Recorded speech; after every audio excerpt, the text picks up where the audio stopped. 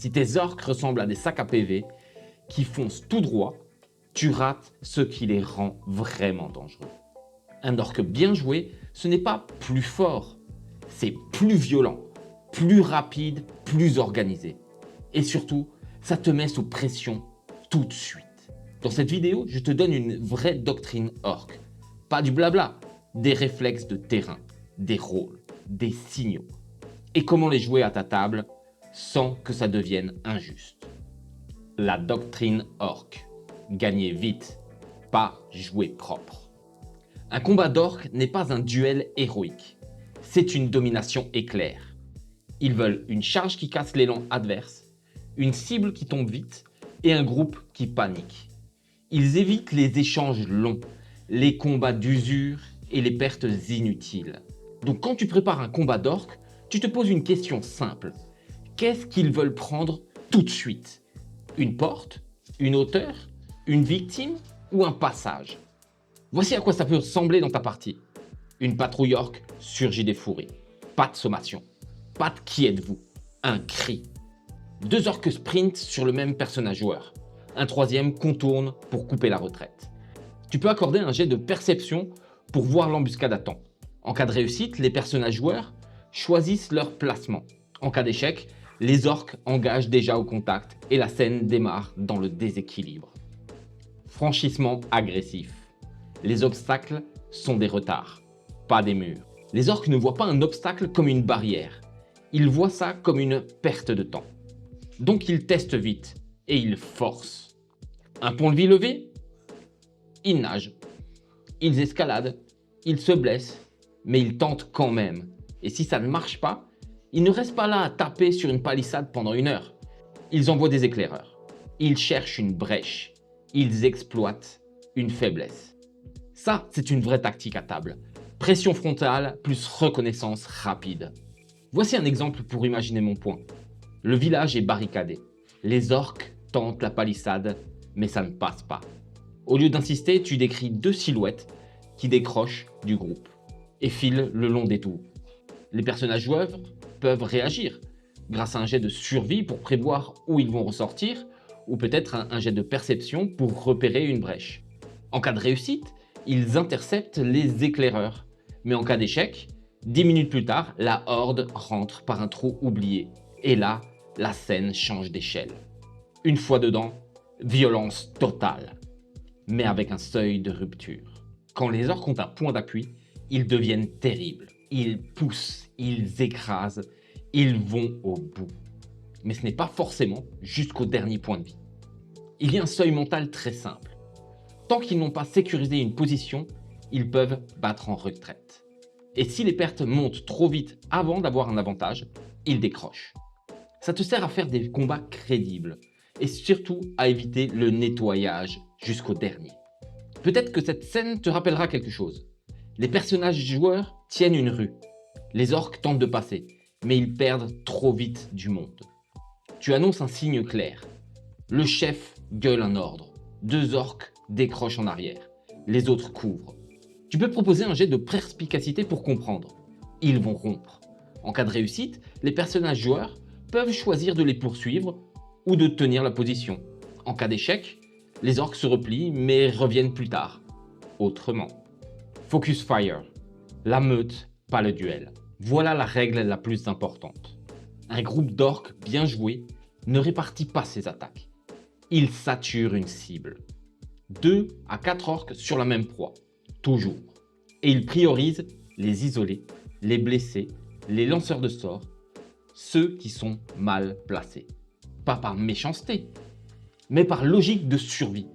Et c'est là que tes combats deviennent mémorables et dangereux. Voici un exemple pour que tu vois bien de quoi je te parle.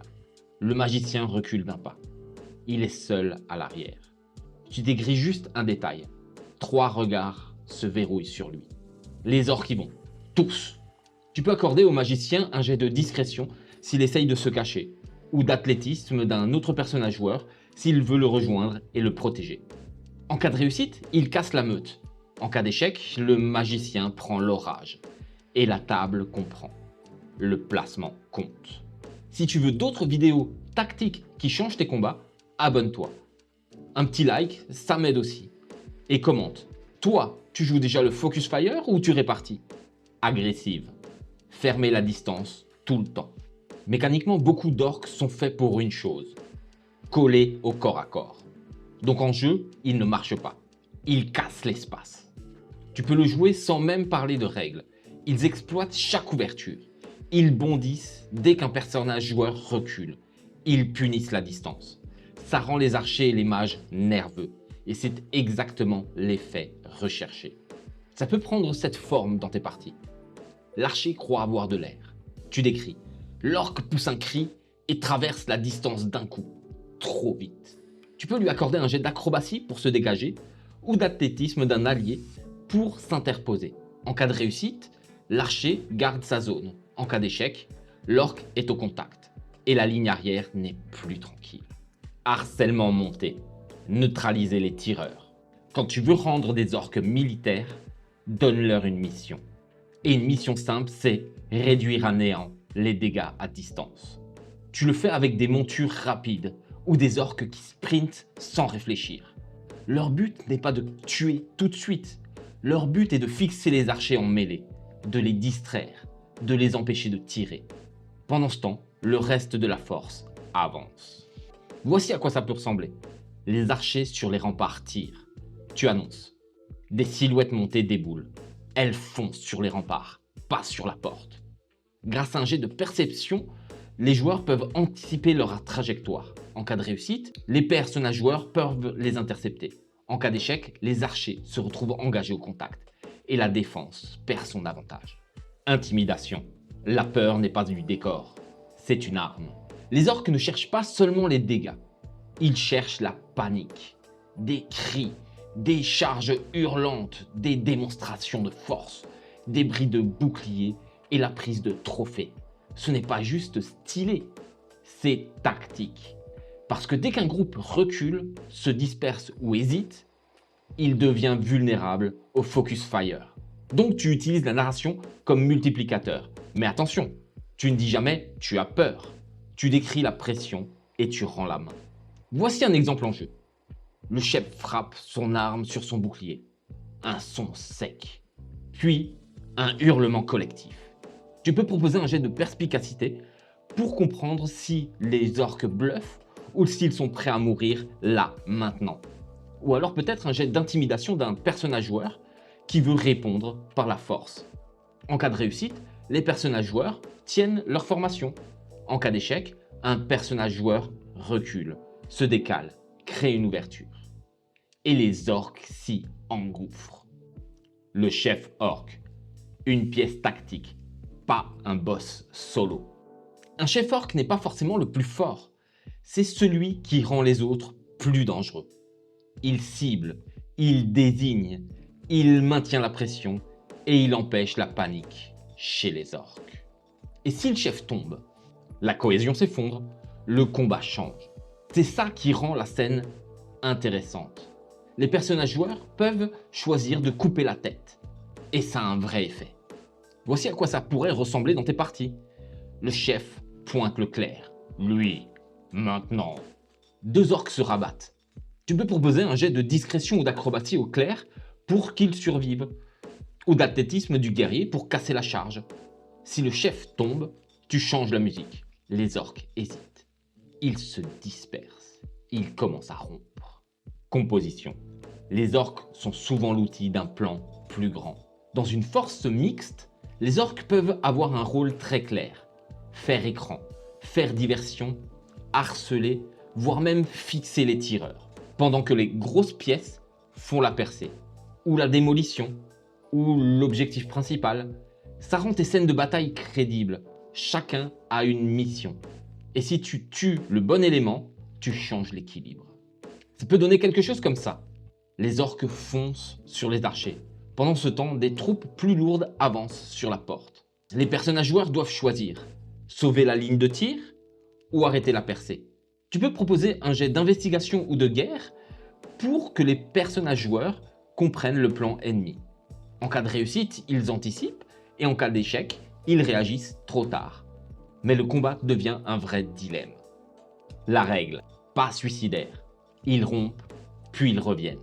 Les orques aiment gagner. Ils aiment survivre. Ils n'aiment pas mourir pour rien.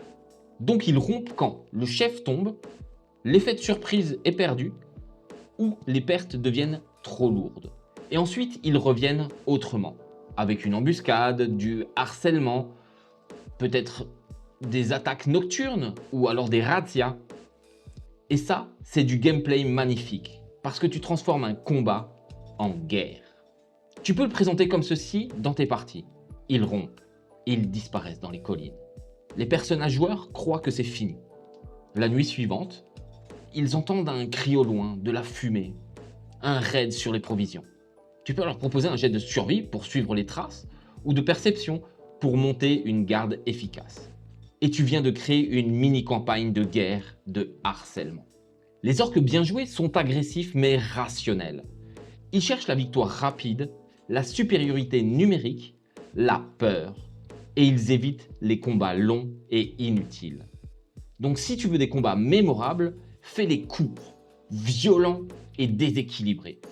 Fais-les choisir une cible, fais-les casser la ligne et fais-les rompre quand ça tourne mal. Abonne-toi si tu veux d'autres tactiques de monstres jouables tout de suite. Like si ça t'a donné des idées et en commentaire dis-moi, toi, tes orques, tu les joues plutôt horde brutale ou meute intelligente? Et qu'est-ce que tu vas changer dès ta prochaine rencontre?